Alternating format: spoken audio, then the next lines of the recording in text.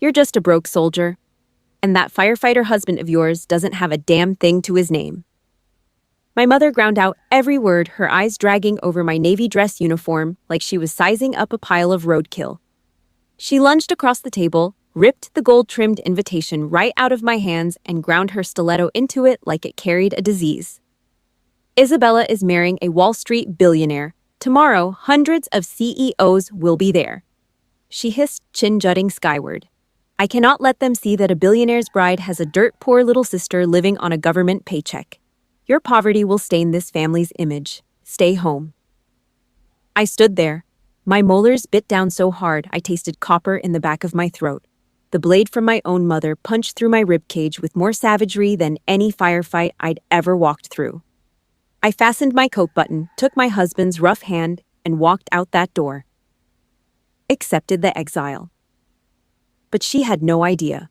3 hours after that $1 million wedding kicked off, 12 fully armed federal agents blew apart the silence, locked down every exit of my house. The lead agent stepped onto my porch and said 5 words that changed everything. "Washington knows who you are, Lieutenant." But before I tell you why, that night was the only night in my entire life when their upper-class mask got crushed to powder, and who had to pay the price. Hit that like button, subscribe to this channel, and don't go anywhere. Because what happened next, not a single person in my family saw coming. Let me take you back to where it started. That morning, my mother slammed a thick guest list onto the oak table hard enough to rattle the silverware. The tips of her crimson-painted fingernails slid across names I recognized from Forbes covers. Her eyes landed on my Navy service uniform, and her nostrils pinched together like she'd caught a whiff of something rotting in the walls. Without a single warning, she lunged forward and snatched the gold-leafed invitation out of my grip. The card tumbled face down onto the imported Persian rug. Then she did something I will carry to my grave. She lifted the pointed heel of her stiletto and pressed it directly into the center of that invitation. One slow, deliberate grind. The message was coded in pure contempt. "Your place, yours, and your husband's is permanently beneath my shoe." I didn't scream, didn't slam my fist on the table. The combat reflex of a commissioned officer kicked in before anything else. I pulled air deep into my lungs, held it 4 seconds, released in 4. My eyes, razor-edged, now cut sideways to the leather sofa. Isabella, my older sister, same blood running through her veins, sat there dragging a diamond nail file across her index finger. The corner of her mouth curled up in a half-smile of silent approval. She didn't need to say a word. That smirk was a co-signature on the eviction notice. Beside me, David sat motionless. His hands, massive, scarred, calloused from years of gripping fire hoses and dragging strangers out of burning buildings, clamped down on the armrest until every knuckle went bone white. The stillness in that room pressed tighter than the air pressure before a blast. My mother didn't let the silence breathe. She drove another poisoned blade home. A finger dripping with diamond rings jabbed at the ribbon bar on my chest. "Your sister starved herself to earn a seat in this world. Don't you dare use your little poor soldier badge to beg for attention from Richard's people." Every syllable sliced like a straight razor. She was scrubbing away a truth she couldn't afford anyone to find out. The hazard pay I'd wired home from combat zones, money earned while mortar rounds shook the dirt off my helmet, had been quietly siphoned to buy Isabella her first designer handbag. The one she used as bait to hook a billionaire. Enough. I shoved the chair back and stood at full height, the posture of a soldier stepping onto a battlefield. I reached down and snapped the brass button on my coat that had popped loose. Then I looked straight into my mother's eyes and used the voice of an unloaded gun, cold steel, no wasted air. "You're right, Mother." I held her stare without blinking. My military ID card and the burn scars covering my husband's body hold more permanent value than every last piece of trash invitation in this room. Congratulations on your victory. I reached down and took David's rough hand. We walked out. The deadbolt behind us cracked shut, a single metallic snap that severed every remaining illusion about the thing they called family. David didn't speak until we reached the driveway. He opened my truck door, waited for me to climb in, then walked around to the driver's side. His jaw was still locked. The tendon running down the left side of his neck pulsed hard enough to see from across the cab. He turned the key. The old Ford's engine coughed, turned over, coughed again, and caught. The exhaust pipe rattled against its rusted bracket, a sound I knew better than any military cadence. "You okay?" he asked. 2 words. That was David, a man who communicated more in a nod than most people managed in an hour. I didn't answer. My eyes had drifted to his hands on the steering wheel. Hands covered in thick white ridges of scar tissue from third-degree burns he'd earned 2 years ago in a row house fire in East Baltimore. The call had come in at 3 a.m., a family of 5 trapped on the second-floor, flames eating through the stairwell. David went up alone when his partner's air tank malfunctioned. He found a 4-year-old girl under a bed unconscious, and he scooped her up with both arms. The ceiling joists gave way at the top of the stairs. Burning timber dropped across both his forearms. He felt his skin melting into the fabric of his gloves. He never let go of that child. He walked down 14 steps of burning staircase with a collapsing ceiling falling on his shoulders, handed the girl to the paramedics on the front lawn, and then passed out on the grass. The surgeons spent 11 hours grafting skin from his thighs onto his hands and forearms. He was back on shift in 9 weeks. He never filed for the department's Medal of Valor. He said he didn't do anything special. Those hands, cracked, ugly, mapped with permanent scars, were worth more than every hedge fund manager invited to tomorrow's wedding combined. The engine hummed.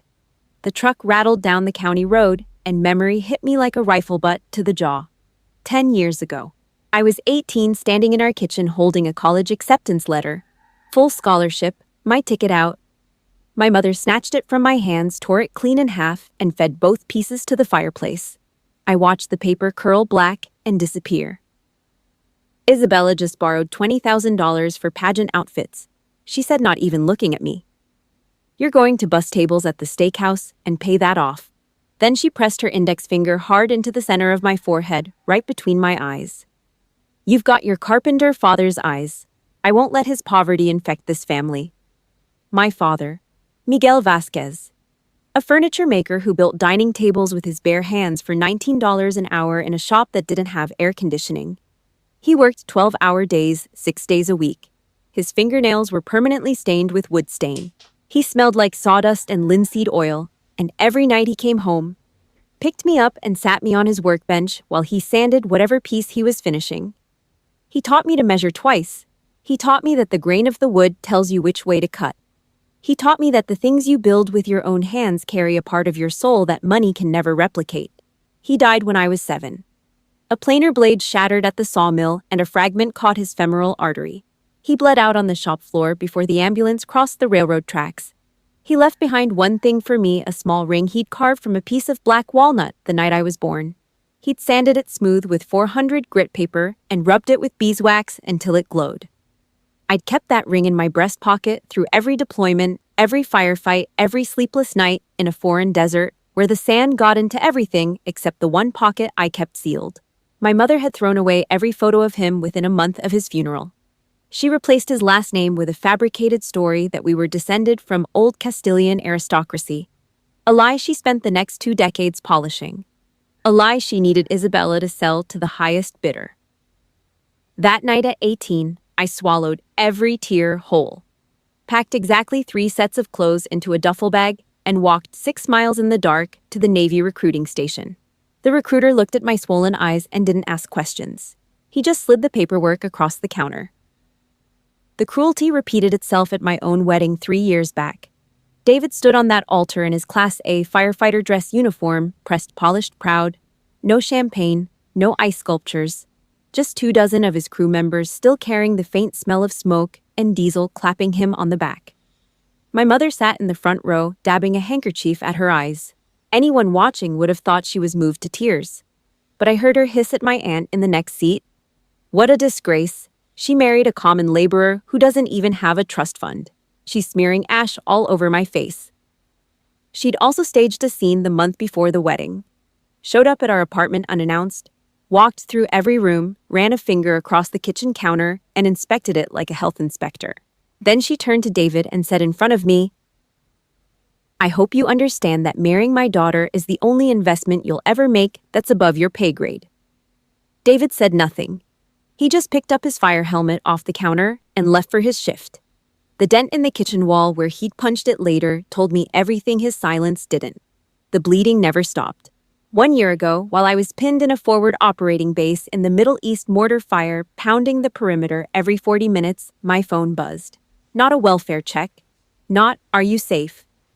My mother's voice screeched through static and sand. She demanded I sign authorization to liquidate my entire hazard pay fund and wire it home. The reason Isabella needed a $30,000 Hermes Birkin to flash at Richard's private country club. If she doesn't look the part, she'll lose him, and we'll lose everything. My mother screamed as a round detonated close enough to shake dust off the ceiling above my head. I refused. I told her I would not convert blood money into designer leather. She called me an ungrateful wolf. Then, the line went dead. Back in the truck, I stared at David's scarred hands on that cracked steering wheel. The Ford's heater rattled. The gas gauge needle hovered near empty. I ran my thumb over the wooden ring in my breast pocket, the only inheritance my father left me. And I made a covenant with myself in the silence of that cab. Not a single tear would ever fall again for parasites hiding behind the word family. Not one. No mercy, no exceptions. What my mother never knew, what nobody in that house knew, was what happened 6 years earlier on the other side of the world. An unnamed coastline in the Mediterranean theater. I was 22. A diplomatic convoy traveling without license plates was moving through a contested corridor at dusk. The ambush hit without preamble. Crossfire from elevated positions shredded the outer security vehicles in under 4 seconds. The center SUV, armored unmarked, took a direct hit from an armor-piercing round, flipped 3 times across the sand, and came to rest upside down. Fuel pooled beneath it and caught fire immediately. The entire sector became a kill box with no exit. I was commanding a medical support team 200 meters behind the convoy. The radio on my shoulder barked the order loud and clear: "Medical team, hold position. Do not approach the vehicle. Standard protocol." The convoy's VIP protection detail was supposed to handle extraction. But through my binoculars, I could see them, all 4 of them, face down and motionless in the dirt. And I could see a hand. An old man's hand pressing against the cracked window of the burning SUV, fingers splayed wide, pushing with everything left in a body that was running out of time. I ripped the earpiece out, dropped the radio in the sand, drew my sidearm from its thigh holster, and I ran. Every regulation in the book screamed at me to stay put. The tactical calculus was clear. One medic running into an active ambush zone with a pistol against entrenched fighters carrying RPGs was a net negative for the mission. I would almost certainly die. And my death would accomplish nothing except adding one more casualty to a classified report that nobody would ever read. But the calculus didn't account for the hand. That old man's hand pressing against the glass, fingers spread wide, pushing with whatever life was left in a body that had minutes, maybe seconds, before the fire reached the fuel tank. I ran. 200 meters of open ground. No cover. Rounds snapping past my ears, close enough to feel the heat. I ran the zigzag pattern they drill into you at OCS until your legs don't think anymore. My boots chewed through sand and gravel.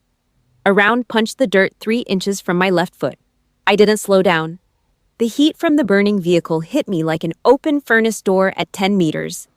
I smashed the cracked window with the butt of my pistol, reached in with both hands, and dragged a white-haired man out through the shattered frame.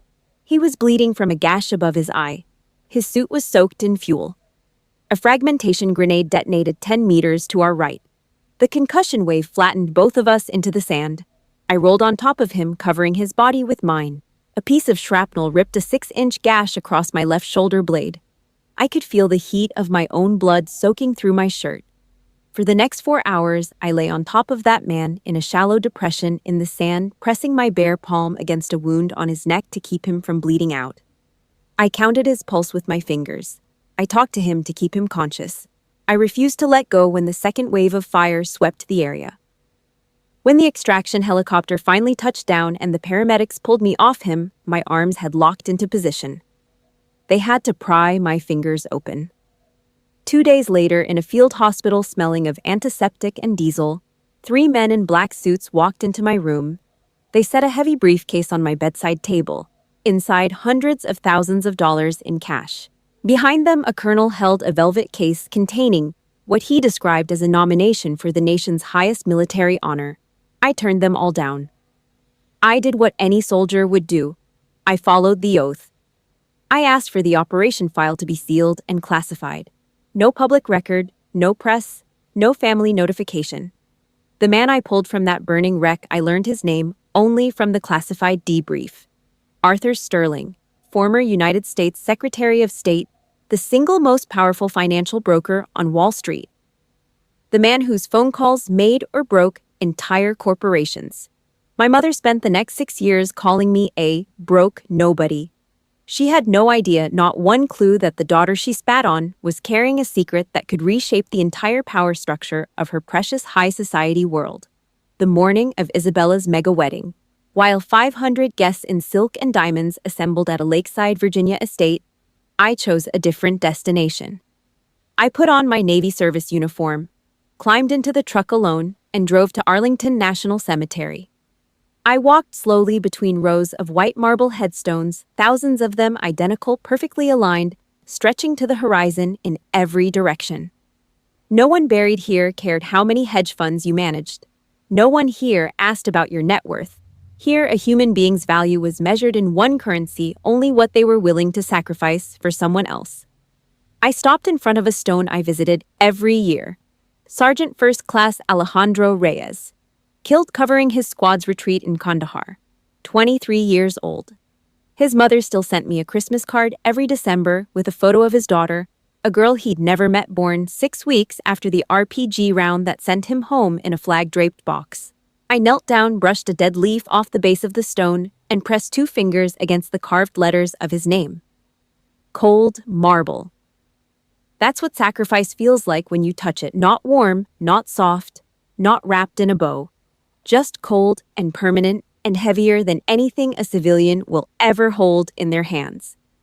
Behind me, a wooden cane tapped against the asphalt path. I didn't need to turn around. Master Chief Robert Dawson, retired 68 years old, face cross-hatched with scars from 3 decades of combat deployments, left arm replaced below the elbow, with a titanium prosthetic after an IED in Ramadi, stepped up beside me. He didn't look at me. His eyes stayed locked on the American flag snapping in the wind above the cemetery.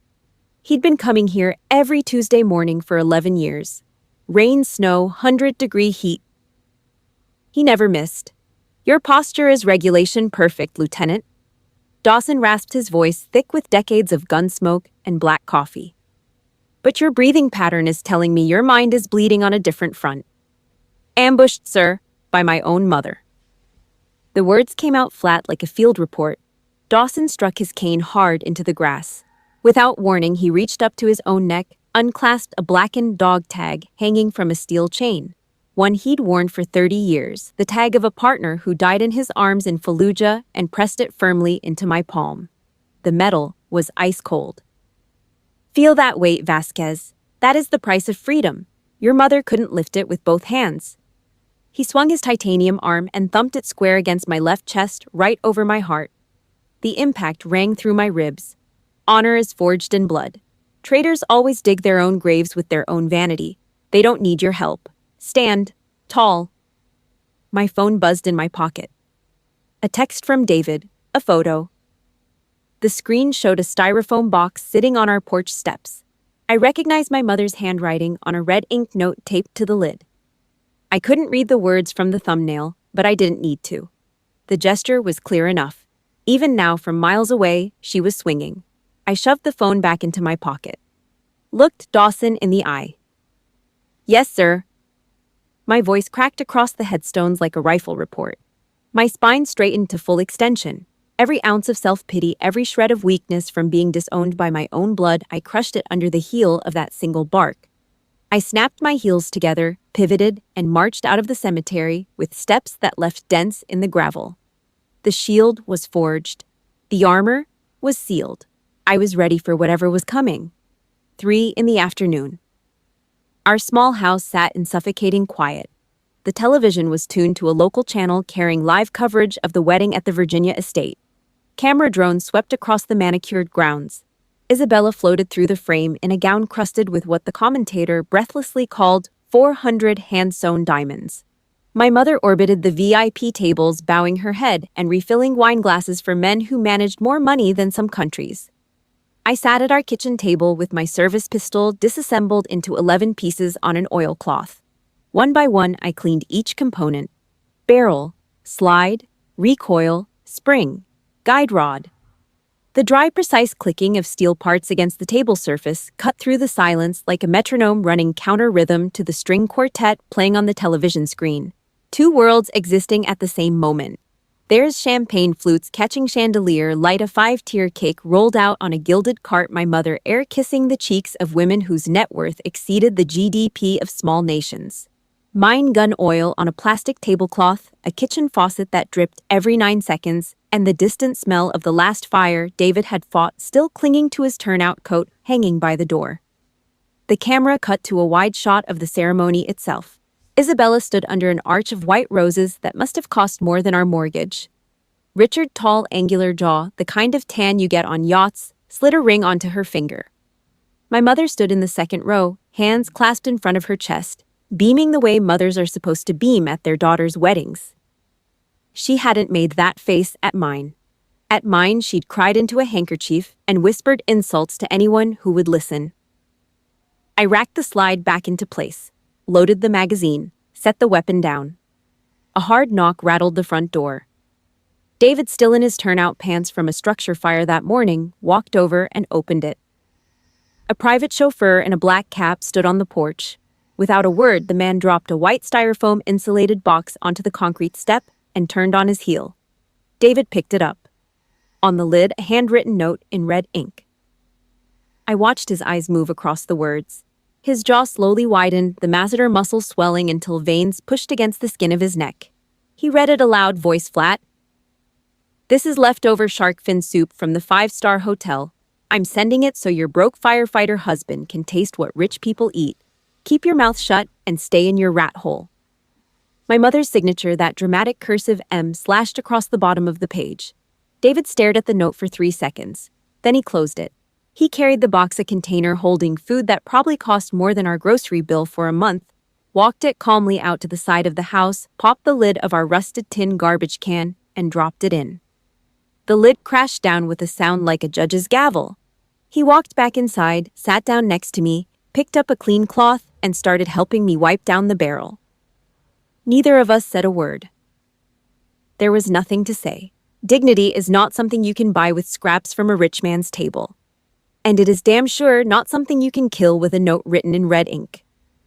We sat like that for 20 minutes, oil and silence. Then the television signal scrambled into static.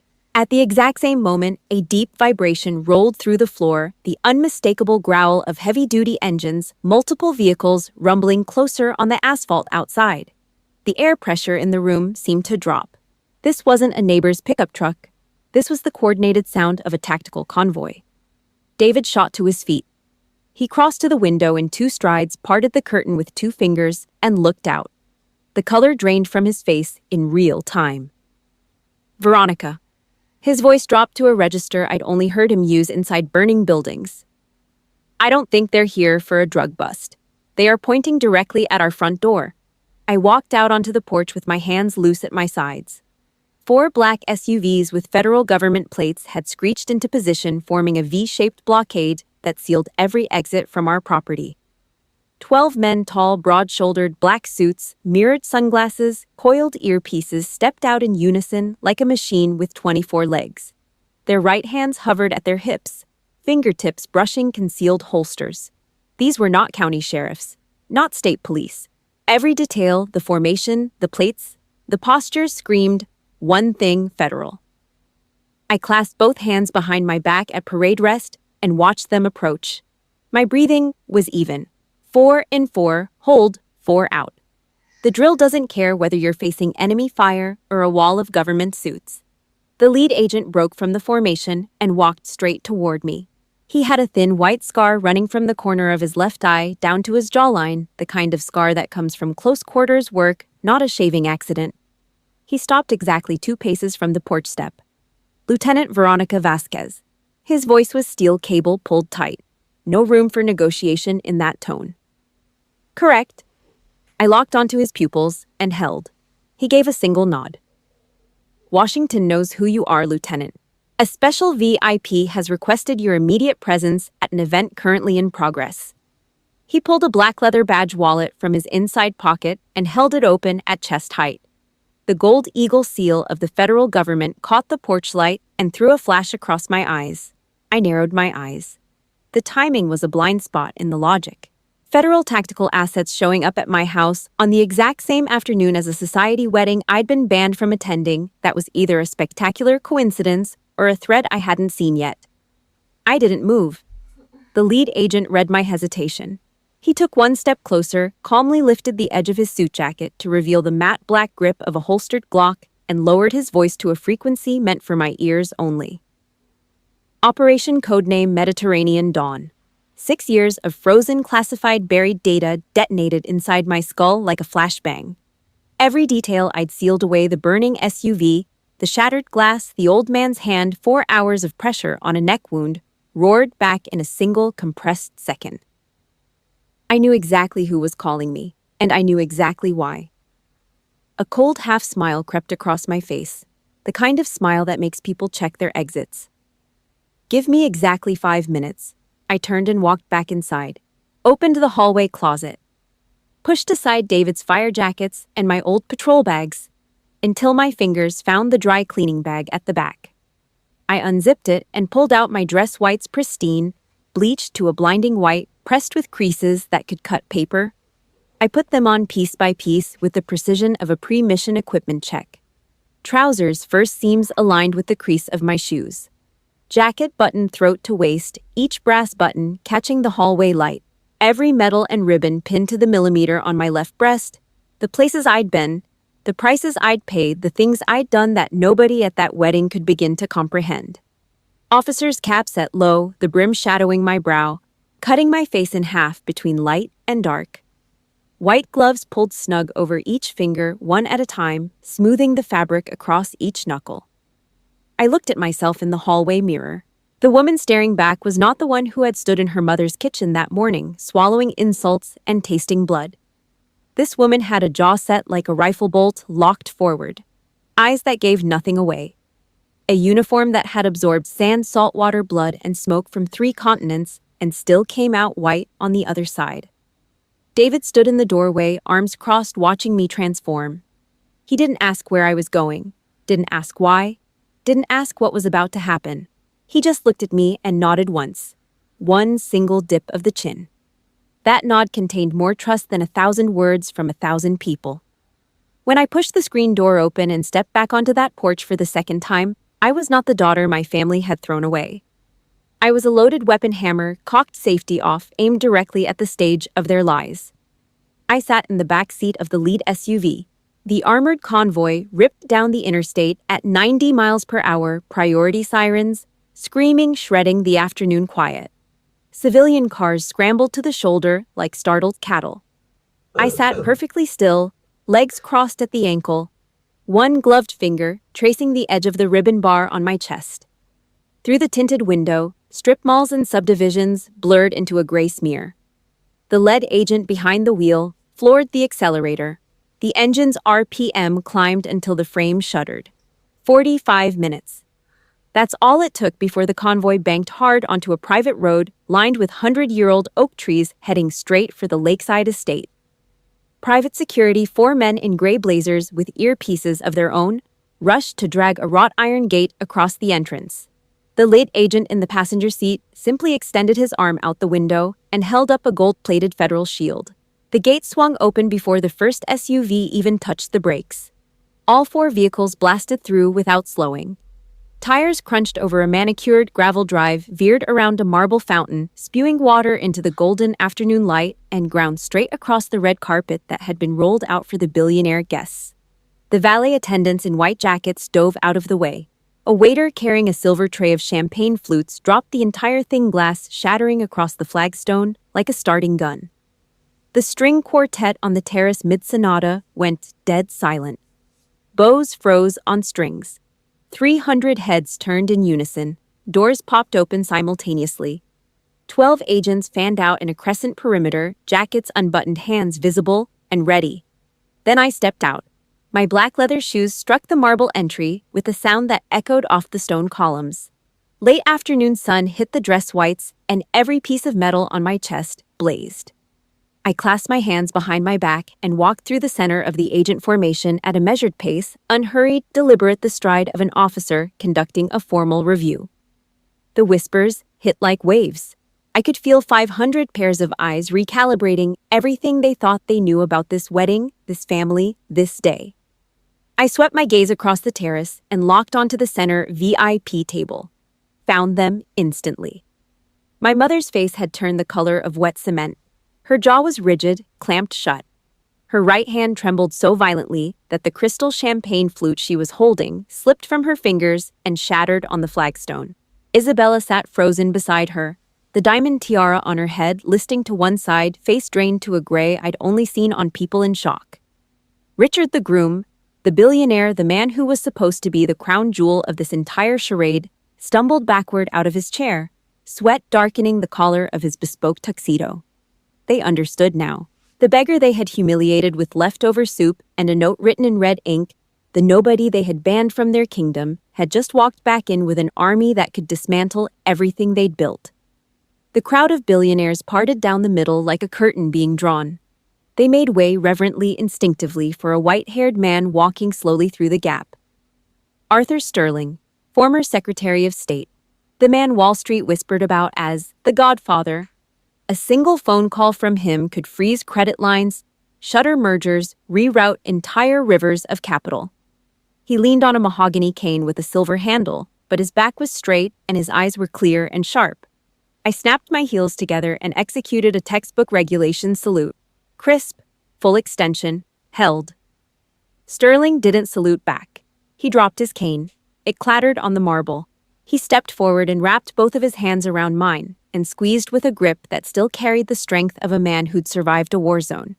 His voice, deep, warm, and loud enough for every person in earshot to hear, rolled across the terrace. Lieutenant Vasquez, Washington owes you, and I personally owe you my life. 500 guests went absolutely silent. Sterling released my hands and jerked his chin toward the main house. The agents moved without a word, herding my mother Isabella and Richard through a set of French doors into a private VIP parlor. The doors closed. Sterling crossed the room in 4 heavy strides, planted his cane on the hardwood floor, and turned on my mother with a voice that could strip paint off a warship. This afternoon you told me to my face that she was deployed on a classified mission and couldn't attend. You banned my savior from this building. He leaned forward on the cane, knuckles white. You lied to me. My mother's composure crumbled like a sandcastle hit by a wave. Sweat beaded on her upper lip. Sir, you misunderstand. I was only trying to protect her identity, her safety. Sterling slammed the cane against the floor so hard it cracked a tile. Shut your mouth. The words came out low, controlled, and 10 times more terrifying than a shout. Did you think I wouldn't find out that you mortgaged your own house to loan sharks? That you piled a fake socialite disguise on your older daughter to trick this man? He pointed the cane at Richard like a bayonet, into a marriage built on fraud. The room was a vacuum. No one breathed. Richard turned slowly toward Isabella. The look on his face was not anger. It was the specific revulsion of a man who just realized he's been sleeping next to a stranger. Isabella's mouth opened, but no sound came out. Her perfect lipstick trembled. Sterling pulled back, straightened to his full height, and extended his arm toward me, palm open like a prosecutor presenting his final exhibit to a jury. 6 years ago in the Mediterranean, my diplomatic convoy was ambushed. My entire security detail was killed. My vehicle was on fire, with me trapped inside. His voice carried the weight of a man who had replayed that moment every night since. This woman, Lieutenant Veronica Vasquez, disobeyed a direct order to hold position. She sprinted 200 meters through active gunfire. She smashed my window open with a pistol butt, dragged me out of a burning vehicle, and shielded my body from a grenade blast with her own flesh for 4 hours straight. He paused. Let it settle. She refused every dollar of reward money. She asked for her file to be classified. She never told a soul. Richard's legs gave out. He grabbed the back of a chair and sank into it, staring at the floor. The equation had just recalculated itself in his head with devastating clarity. His wife's family, the family that had pitched itself as old money aristocrats, The family whose mother had personally assured him they came from generational wealth had been running a con. Isabella's designer wardrobe, the society connections, the charity galas, the stories about European trust funds, all of it was scaffolding built on stolen combat pay and loan shark money. And the woman they'd spit on, the one they'd called a broke nobody, the one they'd sent leftover soup to with a note calling her husband a rat. That woman had pulled the most powerful man in Richard's financial orbit out of a burning vehicle with her bare hands and never asked for a cent. Isabella opened her mouth, tried to speak, managed 3 syllables of something that might have been Richard's name, and then her voice collapsed. She looked at my mother. My mother looked at the floor. Neither of them had a single word left. Every syllable of their vocabulary had been built for a world that no longer existed. Sterling didn't give anyone time to recover. He grabbed my arm, his grip firm, his hand still carrying the tremor from adrenaline, and pulled me back through the French doors into the main hall. He walked straight to the stage, snatched the microphone from the bewildered band leader, and let his voice detonate across 500 stunned faces. Wall Street, you can price anything. Stocks, futures, real estate, human beings. He let that last phrase hang in the air like smoke. But you will never, not in 1,000 years, scrape together enough capital to buy the honor and the integrity of this soldier. The chandelier above my head threw a cone of white light directly onto my uniform. 500 of the most powerful people in American finance rose from their seats in a single unified motion. The applause didn't build gradually. It exploded, a wall of sound that shook the stemware on the tables. I stood in that light, hands clasped behind my back, chin level. I did not smile. I did not cry. I looked straight ahead and let the moment wash over my mother and my sister like a tidal wave of shame that no amount of borrowed money would ever clean off. That moment, when every layer of fraud was ripped away in front of hundreds of witnesses, was an absolute liberation. If you've ever ached to see those who build their lives on lies pay the real price for their selfishness, hit that like button on this video and tell me your story in the comments. I slipped away from the crowd of handshakes and congratulations and stepped out onto the second-floor balcony. The evening air hit my face. Below, the lake reflected the last strip of orange light on the horizon. I leaned both gloved hands on the stone railing and let my lungs expand.